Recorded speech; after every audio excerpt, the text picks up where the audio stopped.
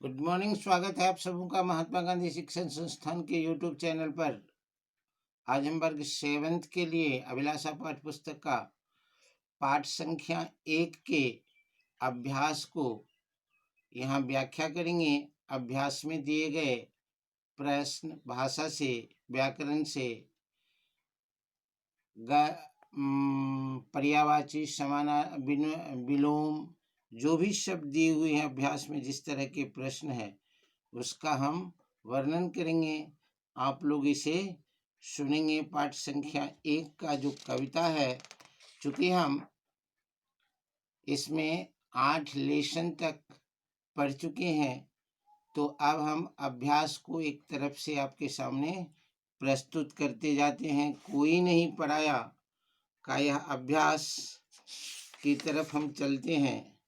अभ्यास में पहला क्वेश्चन आता है, इसमें मौखिक का शुद्ध उच्चारण कीजिए। जंजीर, जातिपात, आराध्य, मनुजत्व, श्रृंगार, विषमता, दर्दीले।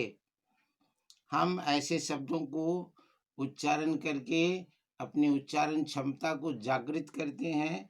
तो हर पाठ में इस तरह के शब्द दिए रहते हैं, इसे पढ़ेंगे और अपने उच्चारण को शुद्ध करेंगे।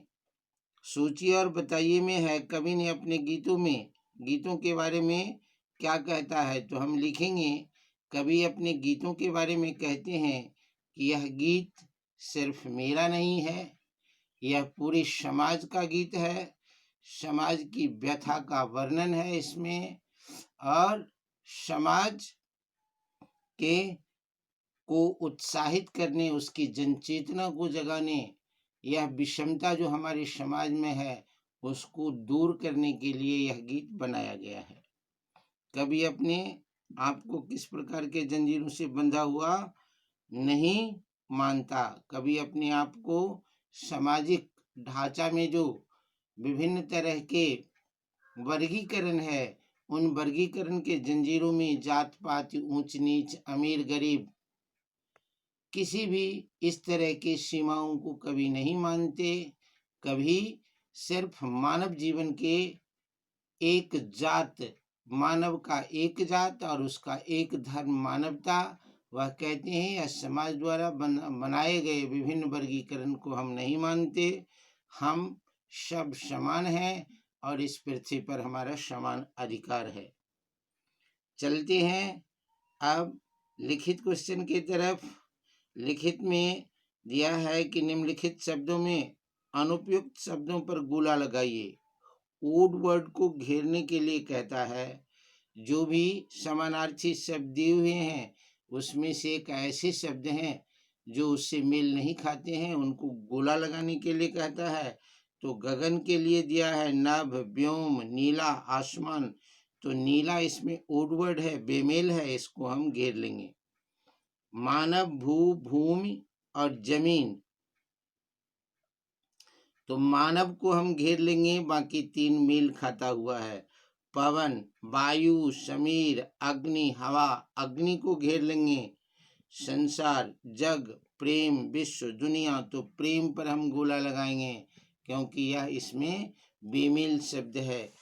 क्वेश्चन नंबर 2 की तरफ चलते हैं। गद्य में कर्ता कर्म क्रिया के क्रमों को ध्यान में रखा जाता है और पद्य में लय तुक मिलाई जाती है। गद्य और पद्य में मुख्य रूप से यही अंतर होता है।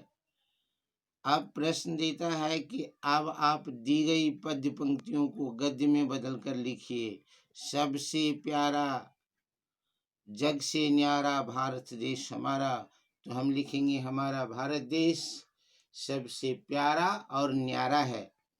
गंगा यमुना कावेरी में प्राण हमारे बसते। तो हम लिखेंगे हमारे प्राण गंगा, यमुना और कावेरी में बसते हैं। हिंदू, मुस्लिम, सिख, ईसाई इस पर है बलिदान हुए। कहते हैं हम लिखेंगे कि इस पर जितने भी समुदाय, हिंदू, मुस्लिम, सिख, ईसाई, सभी ने अपनी बलि दी है। न्यौछावर कर प्राणों को हम इसका मान बढ़ाएंगे। हम इसका मान बढ़ाने के लिए अपने प्राणों को न्यौछावर करेंगे।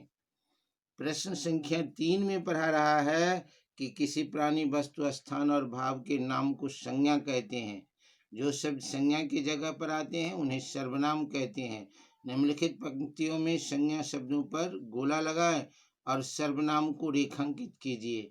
संज्ञा सर्वनाम पढ़ा रहा है तो संज्ञा हम जानते हैं कि किसी वस्तु, व्यक्ति, स्थान के, स्थान या भाव के नाम को कहते हैं और उसी के बदले में जब ऐसा शब्द का प्रयोग होता है उसके स्थान पर तो उसे सर्वनाम कहते हैं। इसमें संज्ञा को गोला लगाने और सर्वनाम को घेरने के लिए कहता है। सर्वनाम पर रेखांकित करने के लिए तो यही हमारा को रेखांकित करेंगे। मंदिर, मस्जिद, गिरजाघर और गुरुद्वारा पर गोला लगा देंगे। पृथ्वीराज, राणा, लक्ष्मी ने इसकी आन को बचाया है तो पृथ्वीराज को गोला लगाएंगे, राणा पर गोला लगाएंगे, लक्ष्मी पर गोला लगाएंगे और इसकी को रेखांकित कर देंगे। हिमगिरी की ऊंचाई अपनी सुरगन बिहवल दिखते हैं तो हिमगिरी को गोला लगाएंगे, ऊंचाई पर गोला लगाएंगे, अपनी को रेखांकित कर देंगे, सुरगन पर गोला लगाएंगे। समाज में भेदभाव जो रखे हैं वह है मरण तो समाज पर हम गोला लगा देंगे, भेदभाव पर गोला लगा देंगे, वह को अंडरलाइन कर देंगे और मरण पर गोला लगा देंगे। हम इंसानों के नाते रिश्ते का क्यों अंतर किया है तो हम पर हमको रेखांकित करेंगे, इंसानों को गोला लगा देंगे, रिश्ते नाते को गोला लगा देंगे। बस ये प्रश्न आपका हल हो गया। अब आइए अति लघु उत्तरीय प्रश्न में। तो अति लघु उत्तरीय, लघु उत्तरीय, दीर्घोत्तरीय और सप्रसंग व्याख्या, इसका हम दूसरे भाग में, दूसरे वीडियो में आपको भेजेंगे। धन्यवाद।